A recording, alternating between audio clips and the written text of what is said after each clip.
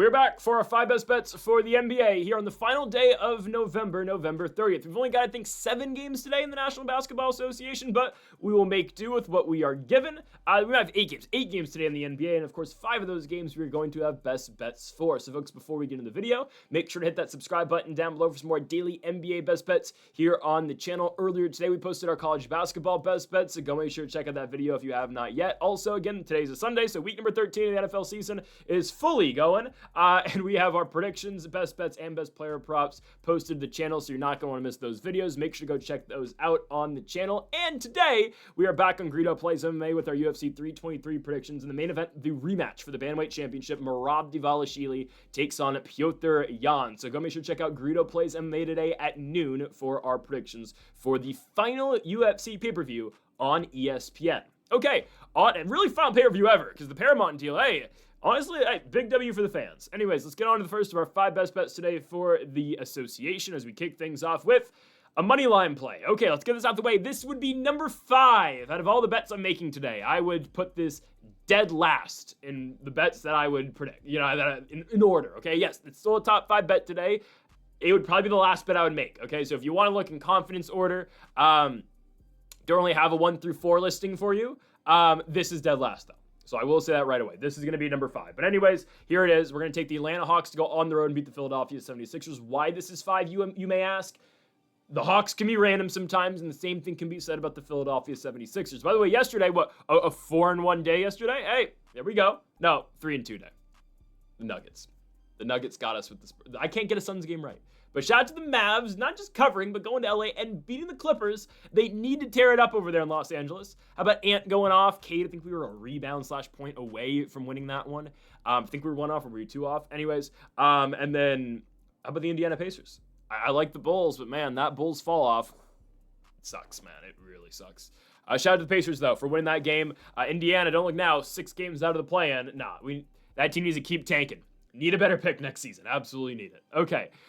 So our first bet, though, we're going to take the Atlanta Hawks to beat the Philadelphia 76ers. Both teams with 8 losses this year. The only difference, Atlanta's actually got 12 wins compared to Philadelphia's 10. I'm going to be going, though, with the Atlanta Hawks to win this one. I understand it's a road game for them, but I do like the Hawks here. Philadelphia's been so off and on recently. Look at their last 3 games. They lost to Miami and Orlando, both at home. They go on the road for 1 win in Brooklyn, which they get. And now, okay, you got to take on Atlanta at home. They haven't beaten good teams recently. Their wins are against bad teams. Brooklyn, Milwaukee without Giannis, the Clippers. And they're very off and on. There's a reason, right? Philly's 10-8 after starting 4-0. And we, looked at them earlier in the year. We had them winning a game in Milwaukee, and we were good on that one. And, the Sixers have been okay for us, but I can't pick them here. They are so dependent on Tyrese Maxey. It's just, it's crazy. And they still are very injured. Potentially no VJ Edgecombe tonight. Edgecombe is questionable with the calf injury. Has not played since that overtime game against Milwaukee. Again, he's had enough time at this point, I would think, to recover from the injury, but obviously it's the NBA, and what happened to Halliburton, no team's pushing back a calf injury soon, so there's a chance Edgecombe doesn't return tonight. No Joel Embiid, and potentially the backup center and Andre Drummond may not play either. It's a constant in what the 76ers are and what they do.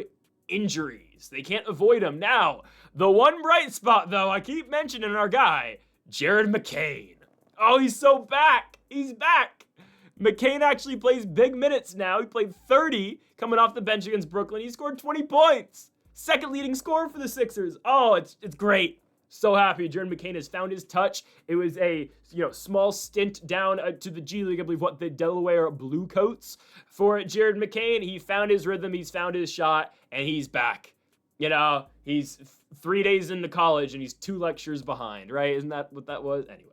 It's like 2 years ago now. But Jared McCain, man, I'm happy for the guy. He's been a very productive player for Philadelphia off the bench. He's finally taken a lot of good shots for this team. Do we need to talk about him starting again now? I don't know. But he's kind of blocked now, unfortunately. We shall see. Anyways, though, they could always just play Edgecombe at the 3 and play Oubre off the bench. But Edgecombe is kind of a small 3, though, if you look. He's 6'4", right? He's a shooting guard. Anyways, though, I think Atlanta beats Philadelphia here. It's crazy how afloat the Hawks have been, considering all the injury problems that they've had as well. I mean, Porzingis, Trae Young, and for tonight's game specifically, no Kristaps Porzingis. He's out with an illness, so no injury, which is good, but still no Porzingis tonight. Trae Young, they're talking about, potentially could be back sooner rather than later. Came out today or yesterday that Trae Young is now going to be evaluated in 2 weeks, so it seems like the Hawks will get their star player back, which, again, I know they've been off and on, and I know they lost a game that we said they were going to blow out the Washington Wizards in a couple days ago, but the Hawks don't make sense. They lose to the Wizards, and what do? Right after? They go and play the Cavaliers, and they win. How about Nickeil Alexander-Walker with 30 points? So the Hawks are still very capable, and yes, I will still remain adamant on my stance that the Hawks are winning the Eastern Conference this season. I think so. The Raptors, sure. Oh, the Pistons, maybe. Yeah, the Heat, Knicks, Cavs, Atlanta Hawks. Oh, if Halliburton wasn't injured, man, this would be the Pacers so easily. This would be the easiest Pacers go. Whatever. They probably just lose the Thunder again. But I don't know. Hey, Halliburton doesn't get hurt. They win Game 7. The Pacers are reigning champs, man. It's not fair. Anyways, I still think the Hawks are winning the East. Might be a hot take. Look how they're playing now. Imagine what happens when Trae Young comes back. The progression we've seen out of Jalen Johnson. How Nickeil Alexander-Walker has come into Atlanta and been a superb player for this team. The Great Barrier Thief, Dyson Daniels. Zachary Shai gets forgotten about all the time. The public knows him as the least valuable, least known number 1 overall pick ever. The guy was 18 years old last year, 19. He's 20 now. He's going to be fine. Give him 2 more seasons. He's going to be a 18 points per game player for the Hawks. Trust me on that one. I think Atlanta beats Philadelphia here. Still more injuries to the Sixers. It's all Tyrese Maxey and really Jared McCain now. I like Atlanta going on the road and winning, -105. Again, though, this would be the 5th best bet of the video. No particular order now from here, but again, this would be the last one I would play if you don't want to play all 5. Next up, Shai Gilgeous-Alexander. Guys, my strategy of continuing to look towards star players is working, okay? Cade Cunningham was a point off. Anthony Edwards, though, yesterday, first game, obviously early game against Boston. We had the over on points for Ant. What does he do?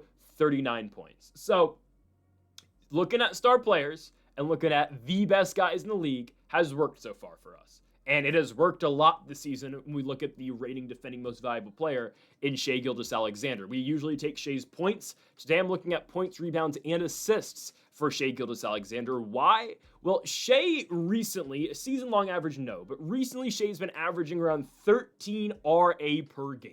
So trust me, this is going to make sense. Shai Gilgeous-Alexander, he has been averaging like 35 points per game in the last week, but he's been averaging 13 rebounds and assists. His points over-under today is 30.5, so he would need to obviously reach 31 points to get that.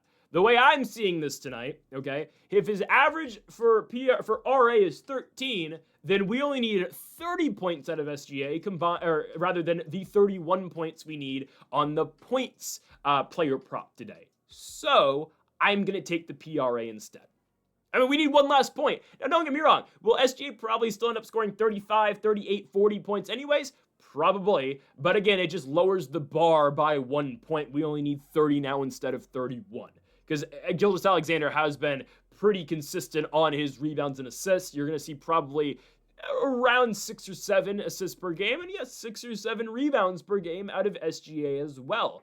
And it's really been the scoring, though. Again, I'm trying to get the 1 point boost by picking the PRA instead of the points. If you want the points in general and just, you think, 32 points for Shai, that's fine. Actually, we get a 2-point buffer with that because we only need 30 points, really. The way I'm imagining it, we're only going to need 30 points for Shai Gilgeous-Alexander. But the points is probably fine too, because again, SGA has been hitting his points over every single night. 37 points against Phoenix, 40 points against Minnesota, 37 points against Portland, 31 points against Utah, 33 points against Sacramento. Why I like this though, and we've gone to Shai Gilgeous quite a bit, but now this is why I'm starting to go to SGA quite a bit now too. The Thunder are playing more competitive games. Now, this is what good teams do, though, and obviously great teams, they find ways to win these competitive games. And don't get me wrong, are they going to get back into blowout territory soon? Probably. Jalen Williams is back, and just wait till Jalen Williams gets 100% and he starts rolling again. However, Hartenstein out with the calf strain does really affect them too. Again, we keep talking about calf injuries with Tyrese Halliburton way back when with Kevin Durant. Teams aren't going to really push it anymore on calf injuries, especially a team that is 19-1, who also has Chet Holmgren. So we're not going to see Hartenstein, I don't think, for another 3 weeks. So the Thunder, again, lose one of their bigs, but okay, well, here comes Chet, and then who's going to replace Hartenstein in the starting lineup? Will it be Aaron Wiggins? Will it be Alex Caruso? Will it be Cason Wallace? Take your pick. You have a lot of really good options, because, again, they are the deepest team in the National Basketball Association. Regardless of that, though, the Thunder have been playing slightly more competitive games, and don't get me wrong, are they going to go back into their blowout streak? I think so, right? They're going to get the Warriors on Tuesday without Steph Curry. I mean, Golden State struggled to get over 100 points yesterday without Steph, and he'll be out for about a week, so we can expect a blowout there on Tuesday night. Dallas, I think OKC's going to blow out the Mavs. I know, shout out to the Mavs for last night, but still, that'll be a blowout. Utah on the road, blowout. Phoenix at home, blowout. Cup game against Phoenix, or against, sorry, that's the Cup game, Phoenix, and then Clippers, blowout. You know what I mean, right? Like, the Thunder are going to go back to their blowout ways. I think this is going to be a slightly competitive, one, on the road in Portland. I think this one's going to be kind of tight. I think that the Blazers, you know what they do. Again, high free throw, percentages every single night with Benny Hadjiva. That's what he does. He lives at the line. They find ways to stay in games. And again, the one loss OKC has all year long is Portland in Portland. It was the second night of a back-to-back. They were coming off a win over the Clippers on the road, and they had to play the next night against Portland in Portland, and they ended up losing by 2 points. Where they almost had it, by the way, if a 3-point shot, or if a 2-point shot was ruled a 3-point shot. It was very close. Regardless, though, OKC loses it by that much, legitimately. I mean, the foot was on the line by this much. It's like the Kevin Durant call way back in the day, right? That's like 4 years ago now. But anyways, you know what I mean, right? 5 years ago. 4. I'm taking OKC, obviously, but we're taking Shai Gilgeous-Alexander. I think, look at the last time, OKC played Portland. It was a blowout. But Shai and the guys really put it on Portland. SGA scored 37 points, and they blew that team out. They're not playing around with the Portland Trailblazers, okay? They know what Portland are. This is the only team that's ever given them fits so far this season. So, again, there is no playing around with this team. But I do think, again, right, Portland can give them trouble. 100% the Blazers can, and we've already seen it so far this year. So I think it might be a troubling game a little bit for the OKC Thunder. I do still believe they're going to win, and I believe SGA is going to find a way to go over 42.5 points, rebounds, and assists. So give me Shai Gilgeous-Alexander on the over PRA, over 42.5 at -125. On to our third best bet of the video. We go to another player prop. Now, this doesn't really fit the term of, or I guess the trend of, going with the superstars, but we are going to go with a rising super. No, he's not. I like Champagnie quite a bit, but I can't call him anywhere close to a superstar, obviously. I'm talking about Julian Champagnie. Do we need to talk about how well Julian Champagnie's been playing recently? And with the injuries that this team has, obviously Victor Wembanyama and Stephon Castle, the increased role has been there for Champagnie. Well, and you're going to say, well, Wembanyama's 7'6". Why would a 6'7" Champagnie really be affected by the Wembanyama production? Well, a little bit, because with Wemby out, Champagnie's actually one of their leading rebound getters. That's why I love the PR. Champagnie rebounds very well. Back-to-back-to-back double-digit rebound games for Julian Champagnie. What? 3 in a row, double-doubles for Julian Champagnie. 10 and 12 against the Phoenix Suns. Again, that's 22 PR. We'll take that. 12 and 11 against Portland. That's 23 PR. And then career best day, honestly, 25 and 10 for Champagnie. Hit some big shots in their NBA Cup victory over the Denver Nuggets. Again, Champagnie with 25 and 10 in the victory for San Antonio. He's been really good. Hit some big shots in the Portland game too, man. I've been watching the Spurs without Wembanyama, and obviously, De'Aaron Fox he's off and on, but when obviously Fox gets going, like the second half against Portland, oh my goodness, he's good. But I watched San Antonio, like Julian Champagnie. I mean, the broadcasters, and I was watching the Portland game, and Danny Green was on commentary. It's like one of the 3 games Danny Green does a year for the San Antonio Spurs. But Green, and really just the Spurs commentators in general, they always say when Champagnie comes on the court, well, he's only gonna take one shot. He's sitting at the 3-point line. It's the only shot that he takes. That's fine. He's legitimately just a 3 and rebound guy for us. That's okay. I mean, Champagnie, again, has capability of scoring 25, and there were shots taken in the Denver game that were not 3-pointers, obviously. Actually only hit 3 3-pointers and hit 3 additional shots from the field alongside 10 free throws for Champagnie. But the scoring capability is there. He's going to score 10 points. He's going to score 10 points. That is the baseline every single game for Champagny. Now, how many more beyond the 10 points does he get? I don't know. But again, that's the baseline for what Julian Champagny is going to do. And now that we're seeing the double-digit rebound games consistently out of the guy, I like this line quite a bit, okay? So hopefully we're on the right side of this trend and he doesn't start going the wrong way with this one. But I do believe here that this is going to be a line that's going to continue to go in the other direction for Julian Champagny, and you're going to see the start sitting at 20.5 PR for him because of the big rebound numbers, because of what he does scoring-wise, but especially, again, it is the uptick in boards. Because Champagny has always been, around a 10 points or more per game scorer. Again, he's averaging 11.5 so far this year.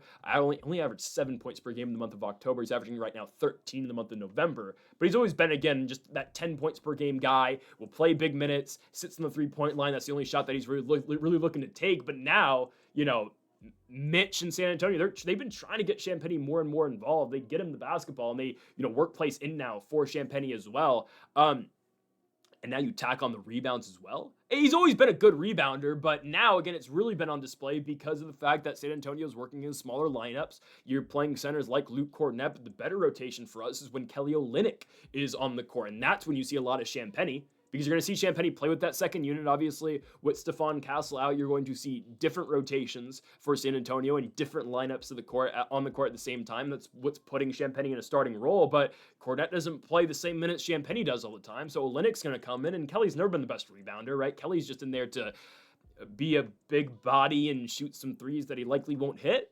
But still, what happens in that rotation? When it's legitimately Lindy Waters... say Sohan's not on the court, because Sohan can rebound, but say it's Lindy Waters, and these are real rotations. Lindy Waters, Julian Champagny, Harrison Barnes, Kelly Olynyk, and Dylan Harper. That will be a five-man lineup for that Mitchell run. Okay, who's getting the boards? It's Champagny. Because Champagny led San Antonio in rebounds in their game over the Nuggets.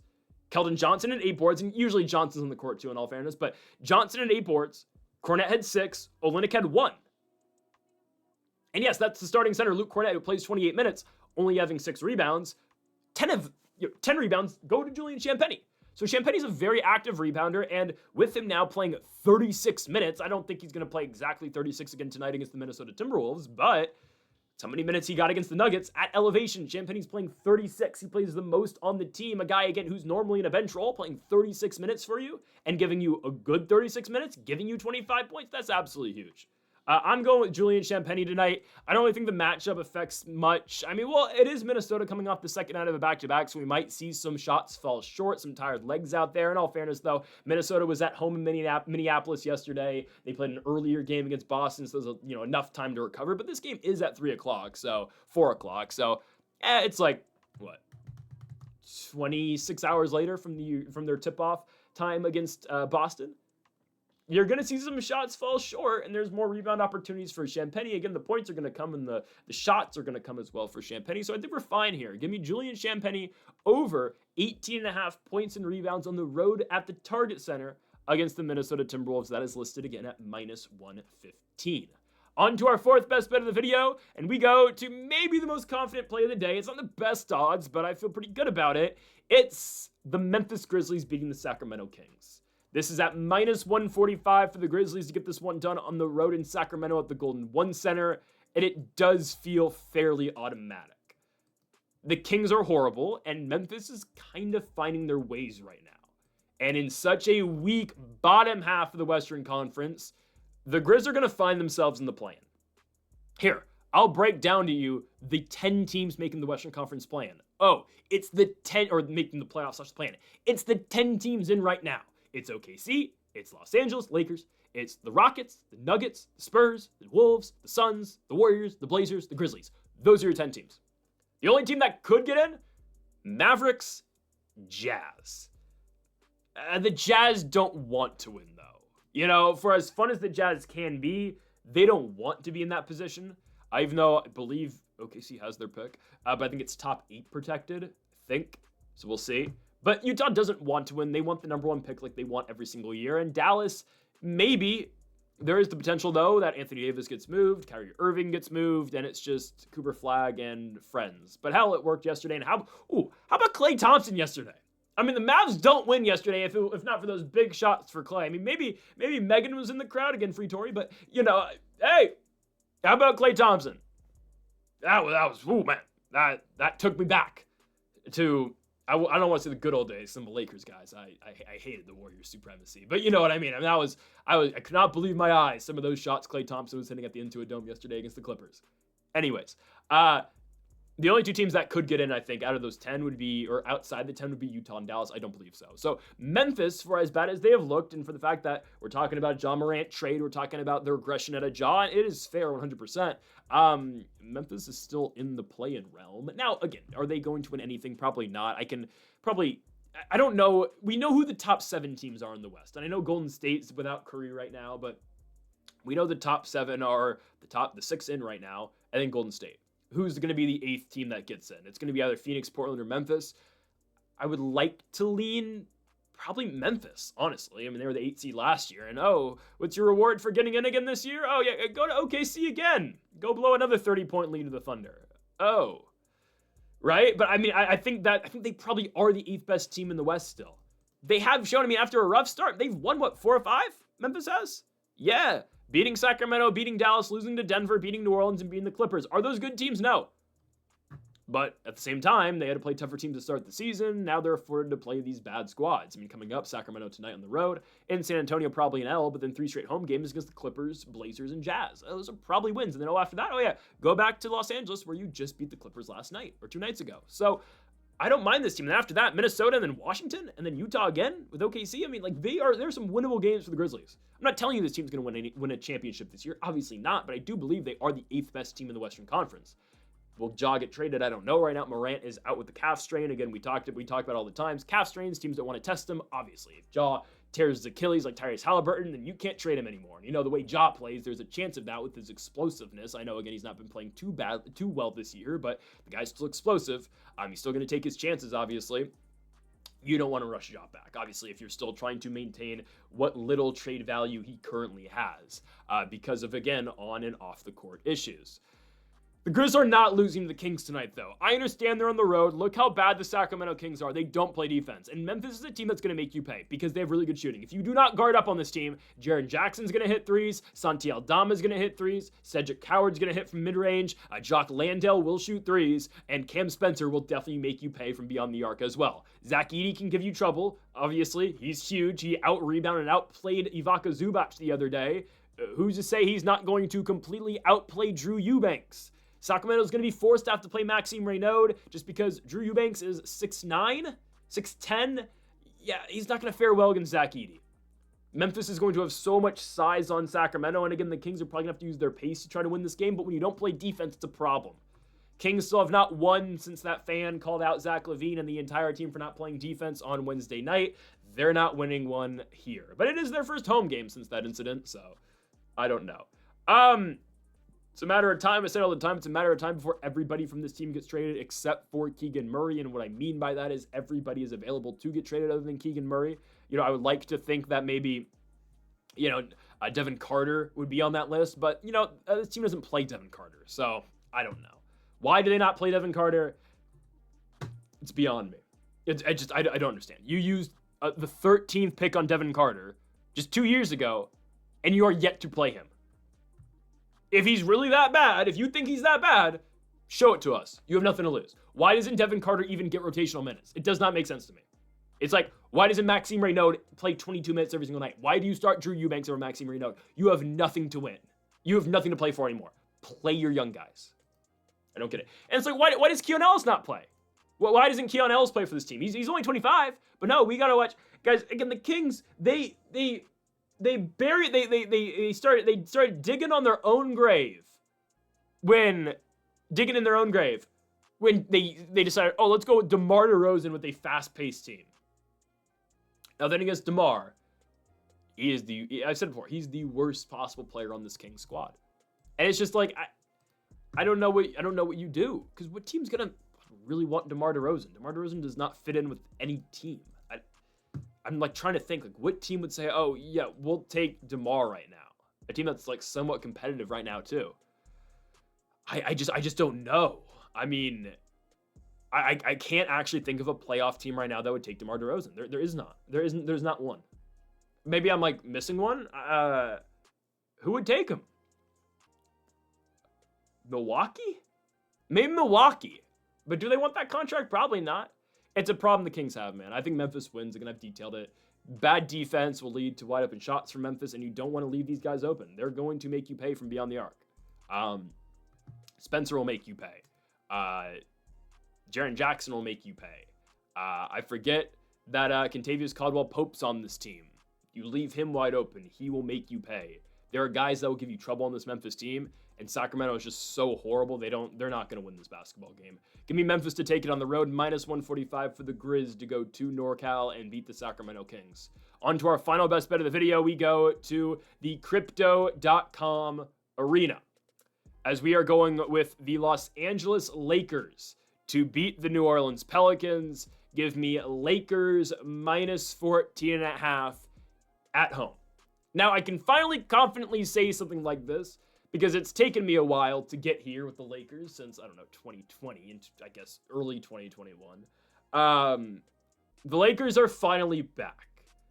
And the problem I have, though, is who plays in the division or the conference, and that's the Oklahoma City Thunder, who are 19-1. But hold on, still, though, the Lakers finally do something that good basketball teams do, and it's that they beat up on bad teams.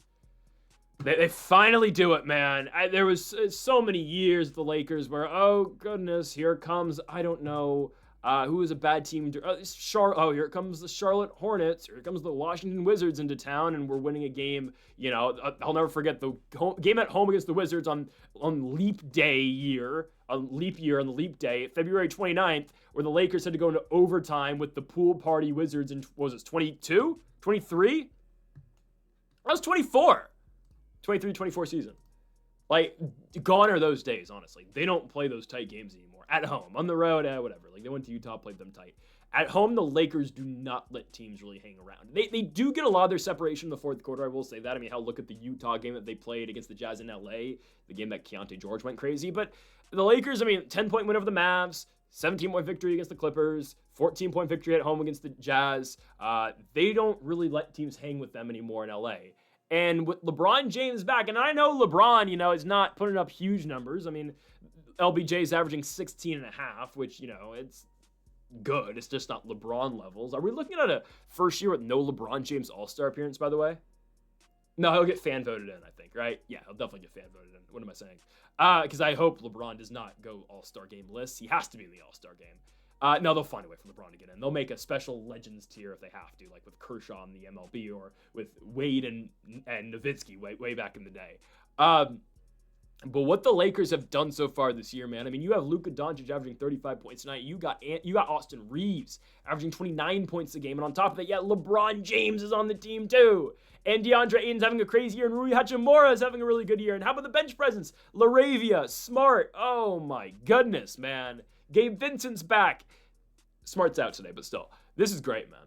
LeBron is questionable tonight. I will say this. I don't think LeBron's playing tonight, though. I don't think so. It's a back-to-back for the Lakers. They're looking at the schedule. They need LeBron a lot more for the Phoenix game. The Suns are playing good basketball, and it's on national television, so I think the NBA is going to say, yeah, you don't need LeBron to beat the Pelicans. Go play him against the Suns tomorrow night because we need him on NBC. That's what they're going to do.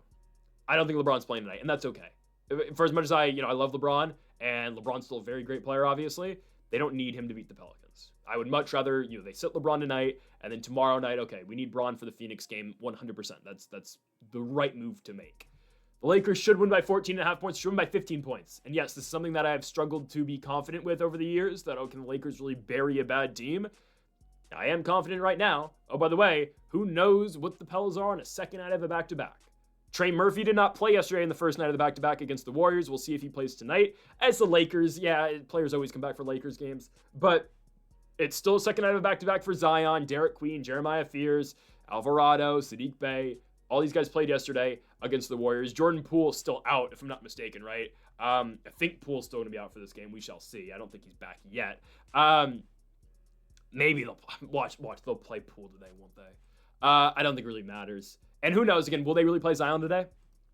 I know Williamson's been full go, but with his injury past, do they play him on a second night of a back-to-back? And you're playing the Lakers, you're probably going to lose to. I don't know. There's a lot of moving pieces here, but say the Pels are at full strength, legitimately. Say Murphy plays. Say Herbert Jones plays. Say Jordan Poole plays. I don't really think it matters. The Lakers, even without LeBron, are still in a great spot to blow out this Pelicans team because of the scoring of Luka Doncic, because of the scoring of Austin Reeves, the reemergence this season out of DeAndre Ayton and what Hachimura has been doing, and the bench unit's been pretty solid too. Vincent, Laravia. These guys have been good off the bench, man. I'm taking the Lakers here to win and cover 14.5 points. Finally, Los Angeles is doing what I've been dying for the Lakers to do over the last couple years, and that's just completely start dominating. And don't look now, the Lakers are going to pick up their 15th win this year, as they're going to go to 15-4, and yet that's nowhere near enough to be the number 1 seed in the West, because we have the 19-1 Oklahoma City Thunder. I don't know how you win in this Thunder era. And this is frustrating. This is what it was like to be a Thunder fan during the Warriors days, right? Before they got KD, or being a Rockets fan when they got KD. This is what it was like, wasn't it? I don't know how we're gonna get out of our own conference. But maybe, you know what? Maybe we're like the Cavs equivalent. Like, maybe we'll get the Thunder once. Hopefully that's this year. I don't know. We'll see. Give me Lakers minus 14.5 though at home at Crypto against the New Orleans Pelicans. Folks, thank y'all for watching our NBA Best Bets here on, Sunday, November 30th. If you haven't done yet, though, make sure to hit that subscribe button down below for more. Make sure to leave a like if you did enjoy the video. Make sure to comment if you disagree with any of the picks. We'll be back tomorrow for more daily NBA Best Bets. Folks, thank y'all for watching, and Mamba forever.